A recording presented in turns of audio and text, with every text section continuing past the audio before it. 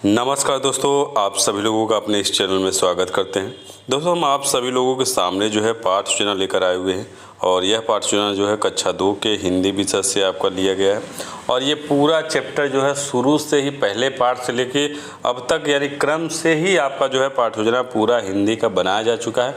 लगभग एक और पाठ सूचना होगा आपके कक्षा 2 के लिए, वह भी आपका जल्द ही मिल जाएगा। और प्रकरण है हम लोगों का मैं कौन हूँ, ये प्रकरण आपका है। इस प्रकरण पे हम लोग चर्चा करेंगे। तो हमारे चैनल पे इसी तरह के पाठ सूचना जो है अपलोड किए जाते हैं। तो यदि आप चैनल पे नए हैं तो चैनल को सब्सक्राइब कर लीजिएगा और वीडियो अच्छा लगे तो लाइक शेयर जरूर कर दीजिएगा। तो आइए पाठ सूचना शुरू करते हैं, कैसे बनाया जाएगा। देखिए, सबसे पहले करना क्या है, पाठ सूचना बनाने के लिए सबसे पहले यहाँ पे पाठ सूचना संख्या लिखना होगा। जो भी आपका संख्या होगा ये संख्या यहाँ पे लिख लीजिएगा। फिर उसके बाद छात्र अध्यापक होंगे तो छात्र अध्यापक का नाम, और छात्र अध्यापिका होंगी तो छात्र अध्यापिका का नाम यहाँ पे लिखा जाएगा। फिर उसके बाद विद्यालय का नाम, जिस विद्यालय में आप यह पाठ योजना उपयोग करेंगे उस विद्यालय का नाम लिखिएगा। फिर ऐसे कॉलम बनाएंगे, इसमें आपका दिनांक, जिस डेट को आप पाठ योजना बनाएंगे वह डेट, कक्षा 2, विषय आपके हिंदी, उप विषय आपका गद्य है, कालांश, घंटी जो भी घंटी होगा, अवधि आपका 40 मिनट का होगा। प्रकरण है मैं कौन हूँ, ये प्रकरण का नाम है। उसके बाद आपका सामान्य उद्देश्य, और सामान्य उद्देश्य जो है हिंदी विषय के सबका सेम होता है। तो यहाँ पे पहला आपका है कि छात्रों में हिंदी विषय के प्रति रुचि उत्पन्न करना।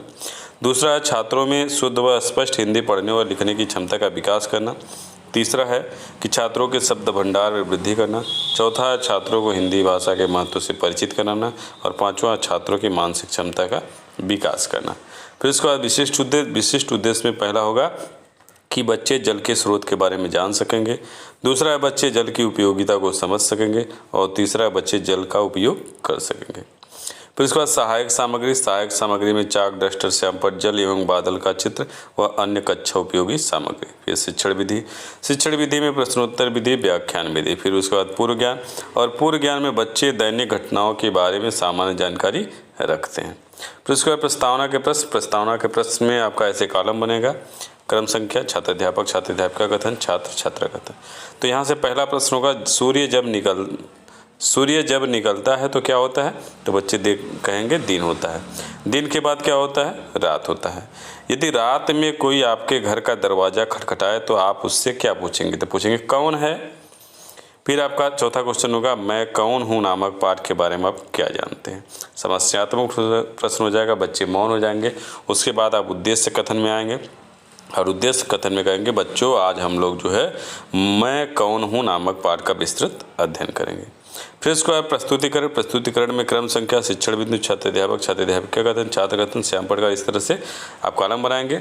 ये आपका पाठ जो है बड़ा है इसलिए कई अनुमितियों में बांटा गया। तो यहाँ पे 2 अनुमिति में बांट के हम कर रहे हैं। तो प्रथम अनुमिति आपका मैं आसमान में से लेकर जमा होता हूँ तक आपका रहेगा। इसमें आदर्श वाचन किया जाएगा। आदर्श वाचन जब करेंगे तो छात्र जो है ध्यानपूर्वक आपकी बातों को सुनेंगे।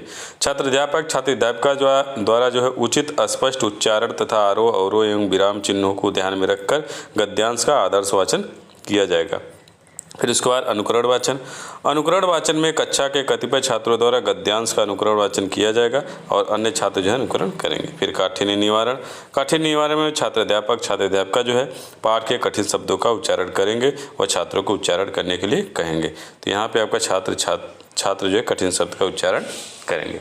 फिर उसके बाद आपका शब्द अर्थ में आसमान का होगा आकाश, धरती का होगा पृथ्वी, नहाना का मतलब स्नान करना, फसल का मतलब खेत में उपजा हुआ अनाज, गंदा करना का मतलब बेकार करना, सदा का मतलब हमेशा। फिर उसके बाद आपका विचार विश्लेषणात्मक प्रश्न होगा।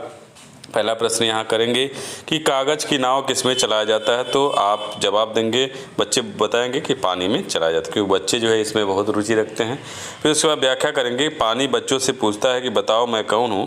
पानी कहता है कि मैं आसमान में छाए बादलों के बीच रहता हूँ, वहाँ से बरसात होने के बाद पृथ्वी पर आ जाता हूँ और तुम लोग कागज़ की नाव बनाकर मुझ में तैराते हो। तो पूछ रहा है कौन हूँ मैं, ये आपको जवाब देना है।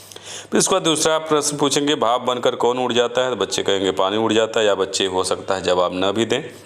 फिर उसके बाद व्याख्या करेंगे कि पानी बच्चों से अपने बारे में प्रश्न पूछता है और बताने के लिए कहता है कि मैं कौन हूँ। पानी कहता है कि मैं स्रोतों से निकलकर तालाब एवं झील में एकत्रित हो जाता हूँ, उसके बाद नदी में, फिर मैं समुद्र में पहुँच जाता हूँ। वहाँ से भाप बनकर आसमान में उड़ जाता हूँ और बादल बनकर फिर बरसकर पृथ्वी पर आ जाता हूँ। फिर इसके बाद तीसरा प्रश्न पूछेंगे, कुएँ में से कौन निकाला जाता है। बच्चे हो सकता है न बता पाएँ। उसके बाद आपका व्याख्या हो गया, पानी बच्चों से प्रश्न पूछता है कि मैं नल से निकलता हूँ, कुएं में से निकाला जाता हूँ और नदियों का बांध बनाया जाता है जिससे मैं एकत्रित रहता हूँ। फिर उसके बाद द्वितीय अनुमिति में तुम मुझ में ही मेरा नाम बताओ तक आपका है आदर्श वाचन, और अनुकरण वाचन जो है आपका पहले जैसे किए उसी तरह से रहेगा। फिर इसके बाद विचार विश्लेषणात्मक प्रश्न, इसमें चौथा प्रश्न होगा कि प्यास लगने पर हम लोग क्या पीते हैं। तो बच्चे बताएंगे पानी पीते हैं। फिर उसके बाद व्याख्या करेंगे, और जब व्याख्या करेंगे तो छात्र जो है ध्यानपूर्वक जो है सुनेंगे। तो व्याख्या में है कि पानी बच्चों से कहता है कि तुम मुझसे ही हाथ मुंह धोते, नहाते, कपड़ा धोते हो, प्यास लगने पर मुझे ही पीते हो, मुझसे ही तुम सब खाना बनाते हो, सभी पशु पक्षी मुझे ही पीते हैं, किसान मुझसे ही पेड़ पौधे और फसलों को सींचते हैं, मछलियाँ मुझ में ही रहती हैं। फिर इसको अगला प्रश्न होगा, कौन गंदा हो जाए तो हम लोग बीमार हो जाते हैं। बच्चे मौन हो जाएंगे। फिर इसके बाद व्याख्या करेंगे, और जब व्याख्या करेंगे तो छात्र जो है ध्यानपूर्वक सुनेंगे।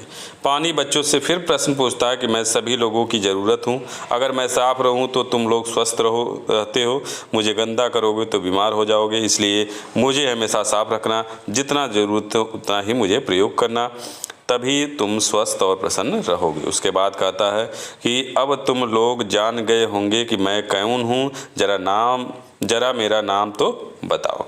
फिर उसके बाद मौन वाचन, छात्र अध्यापक जो द्वारा जो है कक्षा के समस्त छात्रों को मौन वाचन करने का निर्देश दिया जाएगा और छात्र जो है मौन वाचन करेंगे। फिर उसके बाद बोधात्मक प्रश्न में पहला प्रश्न होगा कि नदियों में क्या बहता है। दूसरा होगा पानी का परिवाच्य शब्द बताइए। तीसरा होगा 4 शब्द ऐसे बताओ जिनके अंत में नी आता है। फिर उसके बाद श्याम पटकार में छात्र अध्यापक जो है छात्रों को काठिन्य निवारण अपनी कॉपी पर लिखने के लिए कहेंगे।